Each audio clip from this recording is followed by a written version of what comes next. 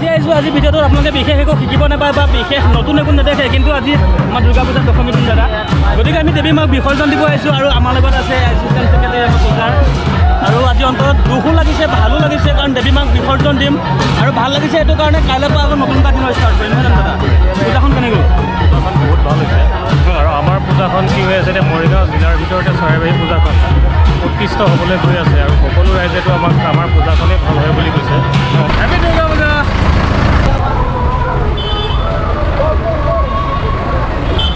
কেনে চলিছে দুৰ্গা পূজা ঠিকে আছে হেপী দশমী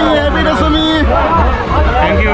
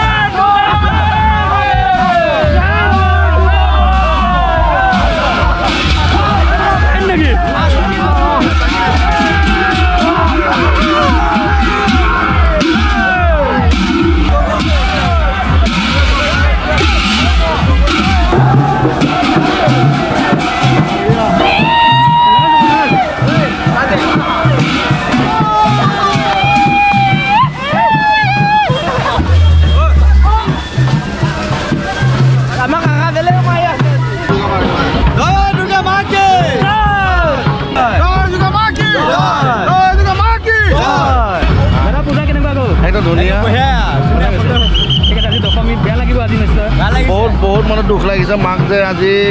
এই দশমী যে কেনেকৈ বিদায় দিম তাকে ভাবিব উপায় নাই মানে বহুত বেয়া লাগিছে আৰু যিহেতু নিয়ম দিবতো লাগিবই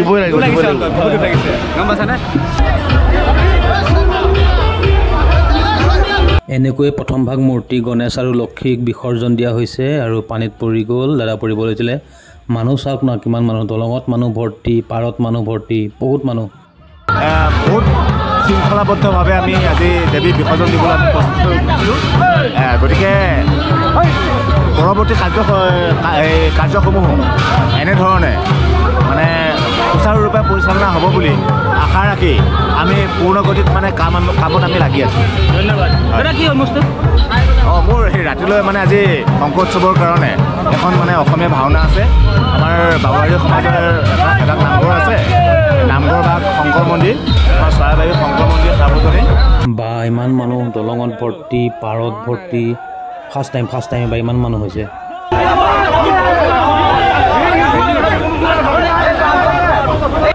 আৰু এইবাৰ আমাৰ মেইন দেৱী মাক একদম পানীৰ মাজলৈ আনি থকা হৈছে বহুত টেকনিক লগাব লগা হৈছে যিহেতু বহুত ওজন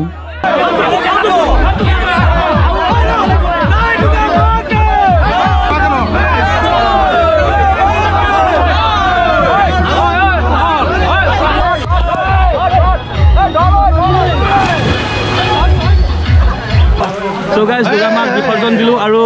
এইবাৰ নাওত যোৱা কথা আছিলে